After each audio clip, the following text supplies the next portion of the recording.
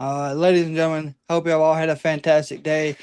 And welcome back to the Wrestling with the Kraken podcast. Of course, your host today is Patrick Hill. And of course, today I do have Mike Maughan, one half of the Squared Circle Champions.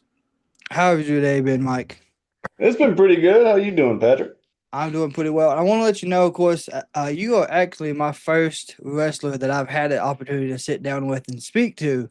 I'm hoping to get some good insight about what you have coming up and, of course, about some of your background as well. Sure. Sounds good. Honored to be the first one.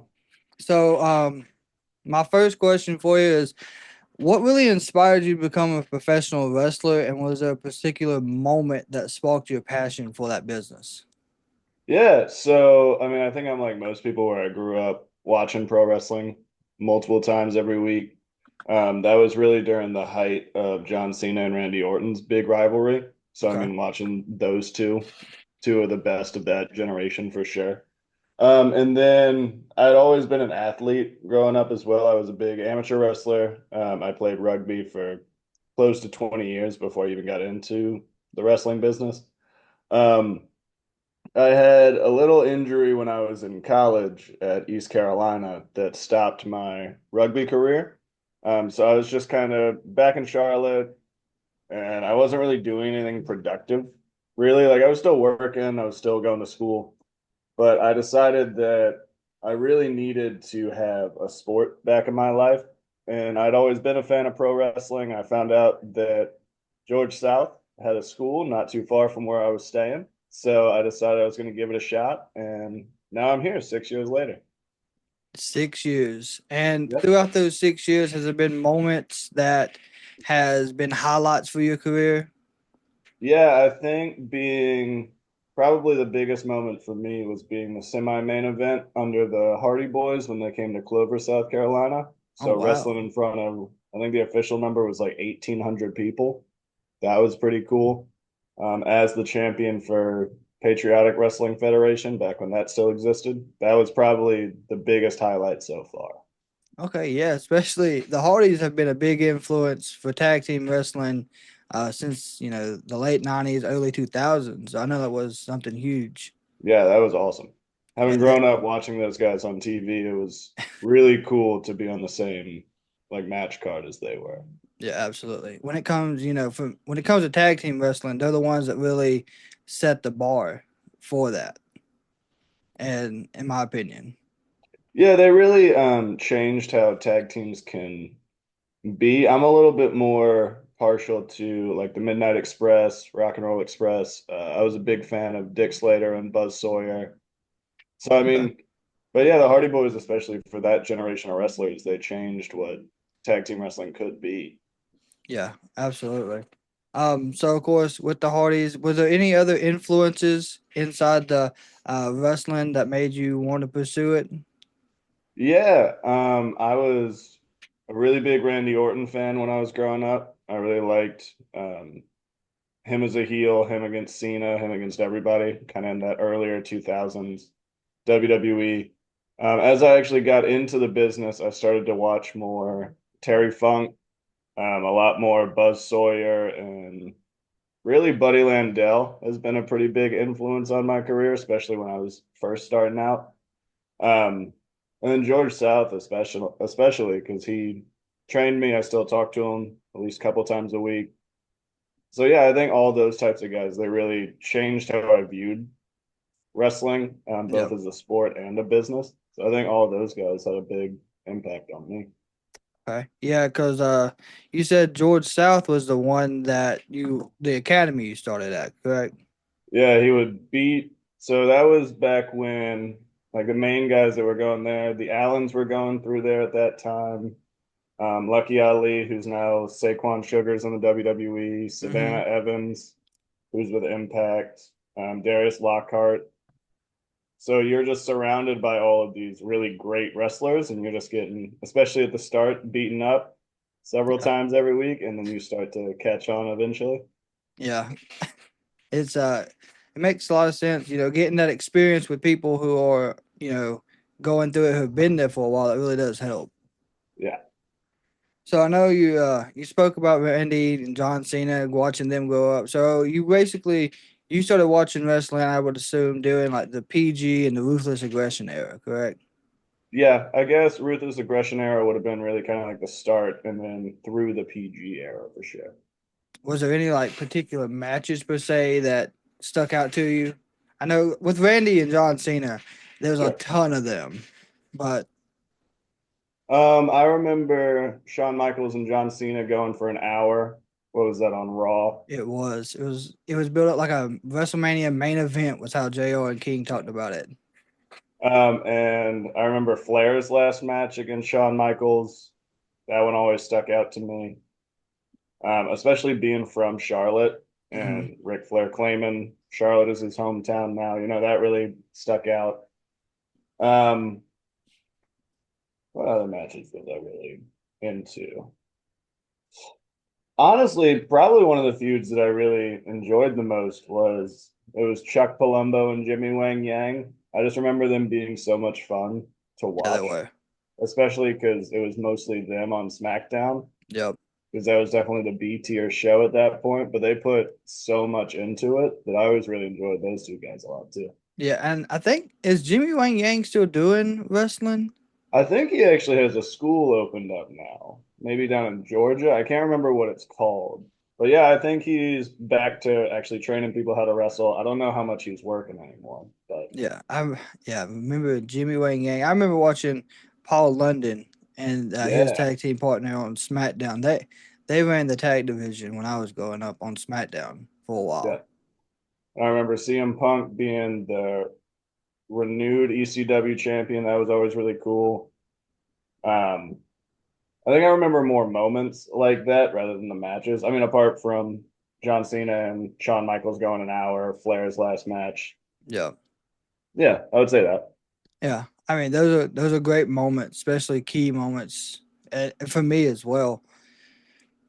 So I know you've been doing it for 6 years, but do you remember your first match? Any emotions that you had going into the ring, getting ready, and then your moments when you stepped into the ring? How all that was overwhelming or anything? Yeah, so I had been training for just about like 3 weeks with George, and he asked me to come to a benefit he was putting on for Denton High School. And Denton's kind of like right in the middle of North Carolina. Um, and he was doing a benefit show. And so I showed up, helped set up the ring, and then he just throws me a mask and tells me I have a match. And I'm going, what did he say? 20 minutes? I think we ended up going right around like 19. But I was such a whirlwind. I don't even think I recognized, like I had time to really process. Hmm. But yeah, I'd been training for like 3 weeks, learned how to bump, and then now I'm going 20 minutes in front of what I thought was a massive crowd, which was probably like 75 people. But yeah, I just remember it being such a whirlwind. It was like, all right, it's just time to go. Like, let's just try our best. Yeah, I mean, yeah, just getting called, especially doing it out of random like that. I bet it was. There wasn't a lot of time to process much. Yeah, I mean, you go from meeting George for the first time, getting bumped around a little bit in training, and then now you're in a ring and you're just being told, all right, just try, stay alive for 20 minutes. I'm like, I'll try my best. Yeah, I mean, and you came a long way since then. Especially you said you was the undercard for the Hardy Boys, so Yep. I know that's been a big accomplishment. So, has there been any moments in your career where you had like self doubt or second thought this career going through the 6 years?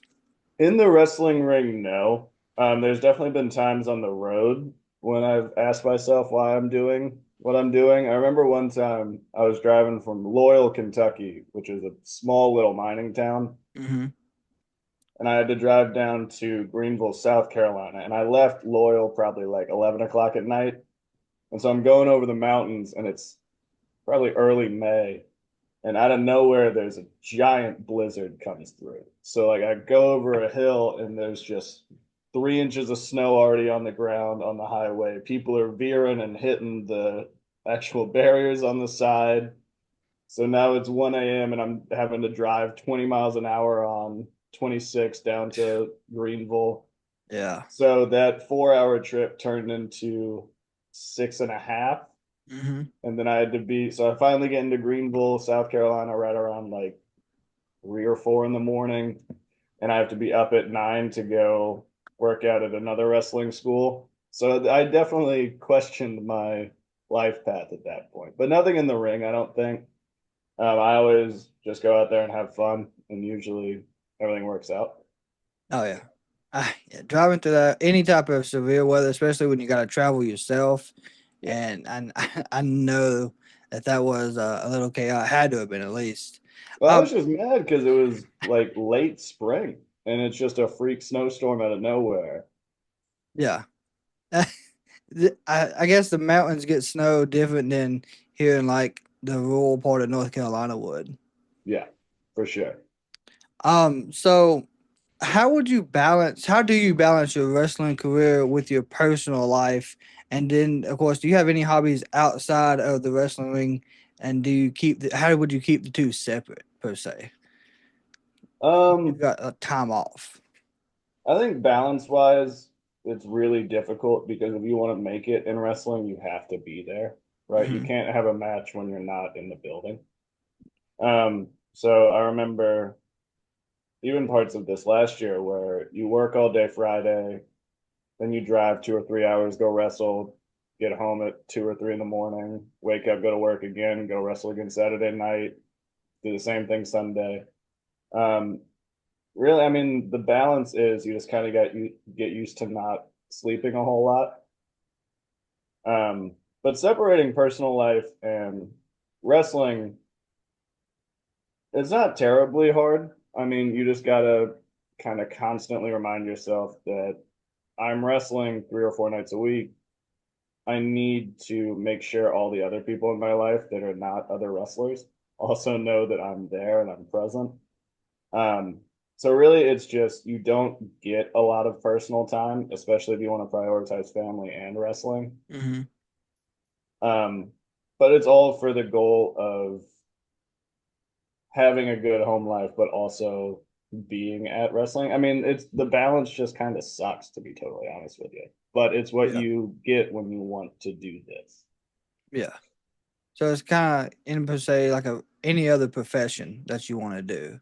Any other profession where your whole job is to be in front of people, whether it's being a musician, being a stand-up comedian, being a wrestler, being an actor, you got to give a good amount of yourself to be in the right place to do Hmm. that. And that means you got to make sacrifices with personal time, self-care. You have to make those sacrifices all in the pursuit of being good at what you want to be good at. Yeah, I make complete consent. I agree with you on that. Um, so when it comes to tag team wrestling, has that been something you've always wanted to do, or would you want to be a singles competitor, or did you want to be a singles competitor when you first started? I actually do a pretty good mix of both. When I first started out, me and JP Lehman, who you might know, just kind of fell into a tag team. Hmm. And we will still do stuff every once in a while, but it really just kind of depends on where I'm at. You know, at Squared Circle, I started out with one tag partner and that kind of trailed off. And then I found Duke, who's a good young kid out of Yeah. Charlotte. So I brought him up. I think both of them have high points. Certain times I like to be a single wrestler, but other times being in a tag team just makes more sense. So I mean, like it's whatever you need to be at that particular moment. Like you just got to be ready for whatever scenario you're going to be asked to do, and being adaptable, I think, is the easiest way to do it. So like Yeah. I like both for different reasons. Tag team matches, I definitely get a little bit more time to catch my breath, Yes. especially as I'm getting older and possibly putting on a little bit more weight. So like it's nice either way. Okay. Yeah, I understand that. Um, Now, what for you? What's the toughest parts of being a professional wrestler that you've seen physically or mentally in your 6 years? Physically, it's staying in shape kind of constantly. I mean, when you boil it down, I'm being effectively paid to take my shirt off and stand in front of people. So you have to always be in a decent enough level of like shape Hmm. that you're not going to feel self conscious about that. I think the mentally hardest part is you just got to be on the road. Um, putting I think last this past year I put 40,000 miles on my car just driving to and from wrestling shows. That's probably the hardest mental part because it's not really a break. Like once you finish with your match, you have a 4 hour ride home, sometimes an 8 hour ride home, which I've done. Yeah. I mean, that's probably the hardest mental aspect to it is just keeping up with that schedule. Yeah. Constantly being on the road, having to drive the late hours. Yeah. That would And be I mean, I mentally. love all of it. I love everything about the business, but that can get tedious after a while. Yeah, absolutely. Now you said, of course, you said you get paid to take your shirt off and wrestle and compete that way. So is there a training that you go through your normal day of training? Is it a strict training Sure. process?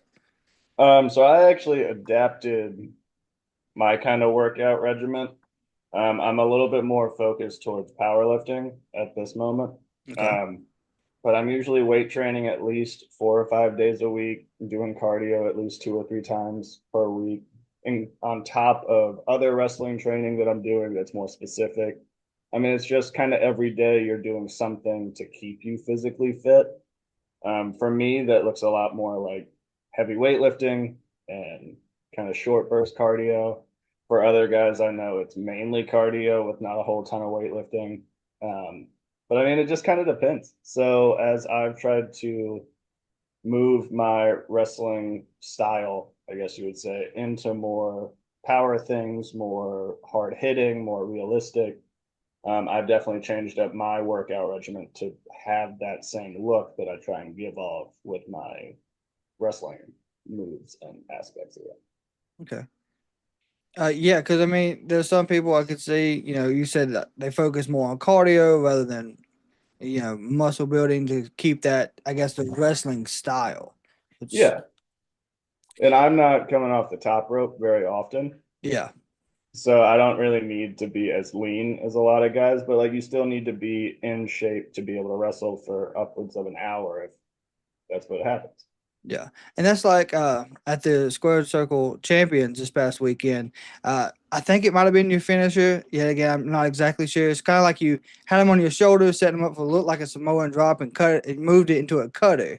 Yeah. Um, so that does take some upper body strength to be able to Yeah. I do that. mean, most of what I did when we were in that tag match against the Allens, it was me forcefully moving either one of the Allen brothers around. Yeah, So like either with that TKO that we did, or even that power slam I did to start off the match, like it's takes that really quick burst of force, which I kind of am just more naturally suited to, I think.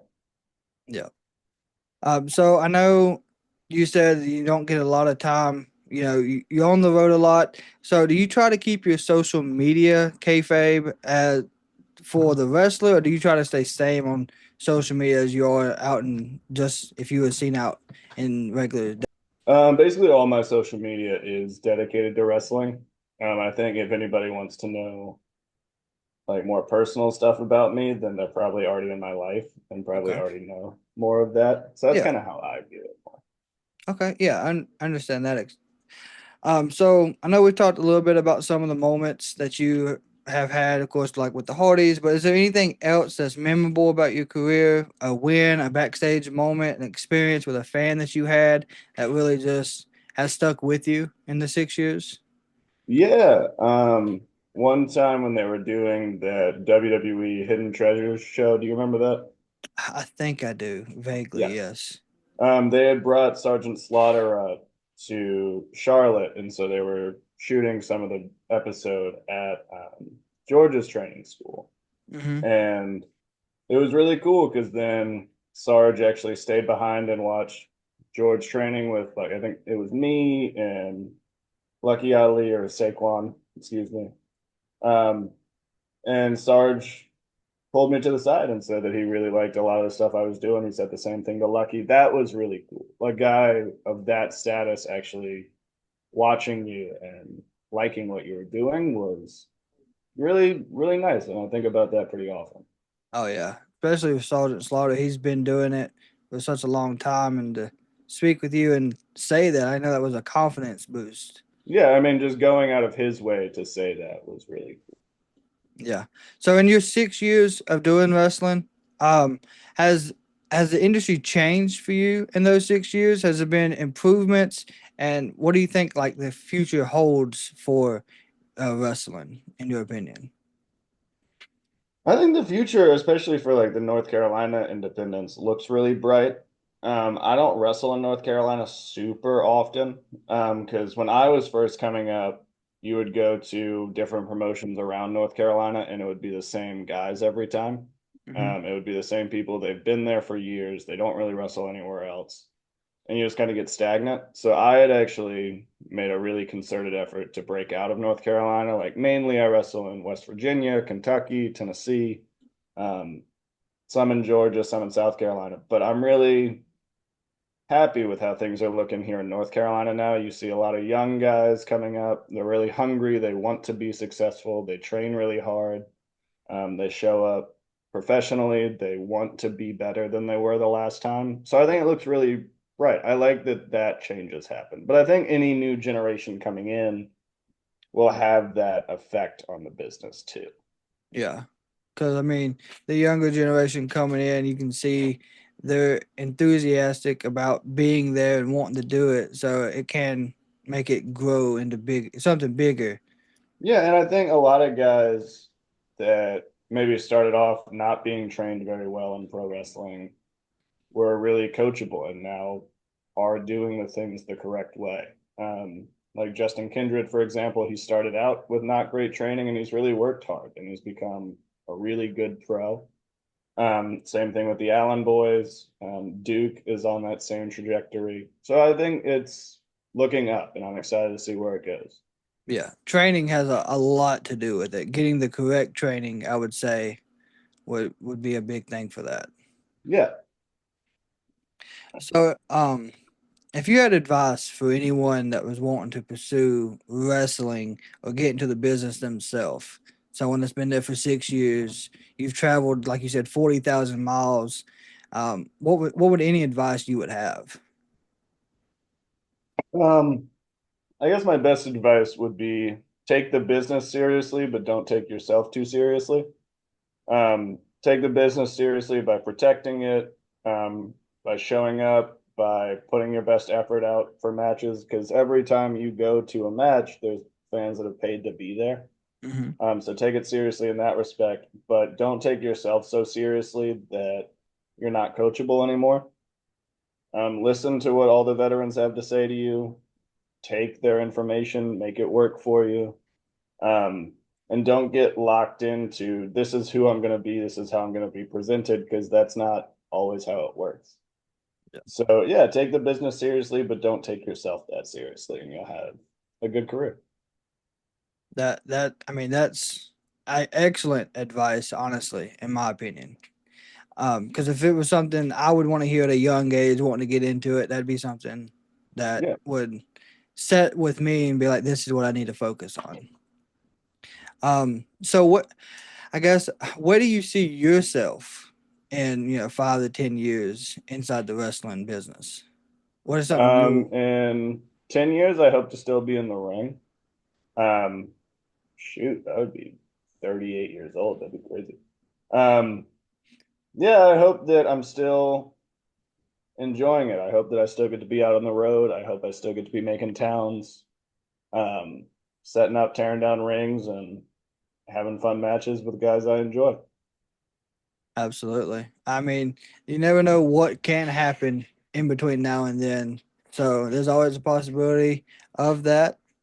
Now you said the classic wrestling. I know we had spoken about that. Is there any other classic matches outside that really got you interested in wrestling? Anything from like older, like I'd say it's categorized as like the golden era, the attitude era. Any of those matches that stuck out to you as well? I think it should be required viewing for people that are in wrestling to watch Buddy Rogers versus Pat O'Connor. I think it was 1962 in Comiskey Park, where it's just a master class of Buddy Rogers getting a crowd to hate him. Like just everything he does, and you can see it echoed in Flair, you can see it echoed in Shawn Michaels, you can see it echoed in guys like MJF. Like you need to go back and watch where all of the stuff that we do comes from. Yeah. Um, and I think watching Buddy Rogers win his first NWA title, I think going back and watching Ric Flair and Terry Funk have an I Quit match. Um, I would just say watch as much wrestling as you can. Watch it from as old as possible. I found clips of who was it? Like Vern Gagne's rookie year. Like just watch as much as you can and just absorb it. Even if it's not necessarily the type of wrestling that you're really into, there's still things you can learn from it. Like Yeah. I'm not a huge lucha fan, but like I still watch it and I still try and learn from it because there's still things that you can take from anywhere and that happens in a wrestling ring and learn from it and make it your own. Yeah. That is true. I mean, you watch a lot of the heels now. They truly know how to work the crowd to get that the I guess the heel aspect really going for them. Like you said, MJF, Ric Flair, Shawn, even currently with Dominic Mysterio. Yeah. Uh Huge amount of heel heat and just the way he knows how to how to work, I guess, the crowd. You can see that he's really focused in on and watch the matches like you were saying. Yeah. And I mean, you just got to learn how to let the crowd come to you. There's too many guys that try too hard and then the crowd just doesn't care. Yep. It's you let the match come as it will. If you are too focused on doing things one way, then you're just going to miss it. It's just being adaptable and it's not taking yourself too seriously. Yeah. And I mean that's great advice. So I want to, of course, thank you again for taking your time today out of your schedule. I know you said today was your off day, and sit down with and just talk about wrestling with us, get a little bit insight about yourself. And then, is there anything you have upcoming project shows, any matches that you'd like to let the audience and people know about that we can look forward to? Yeah, so this past Saturday was my last match for the year. But I start back strong again. I think it's January 12th in Morganton, North Carolina for Okay. NAWA, which ain't too far from where Squared Circle was. Nope, it's I not. know Duke and I will be coming back to Squared Circle in the new year. Mm-hmm. Um, and yeah, I post pretty much all of the matches that I'll be attending on my Facebook. So if anybody wants to go and follow me on there, it's just my name, Mike Maughan. That way you can keep up with me and then come see me wrestle. All right. Well, I'll make sure to be looking out for that one in Morganton on January. You said 12th, correct? I believe so, yes. It's a bunkhouse style match, so we had to bring our own weapons, and I think the Allens are gonna be there, and I got some unfinished business with them. Okay. Looking forward to seeing that, especially a bunkhouse match, you said? Yep. And it's a bring your own weapon stipulation. Mm-hmm. Very interesting. All right. Well, like I said, I want to thank you again, Mike, for sitting down with us today. And I hope you do have a great rest of your day off. And then I hope you have a great Christmas as well. All right, you too, Patrick.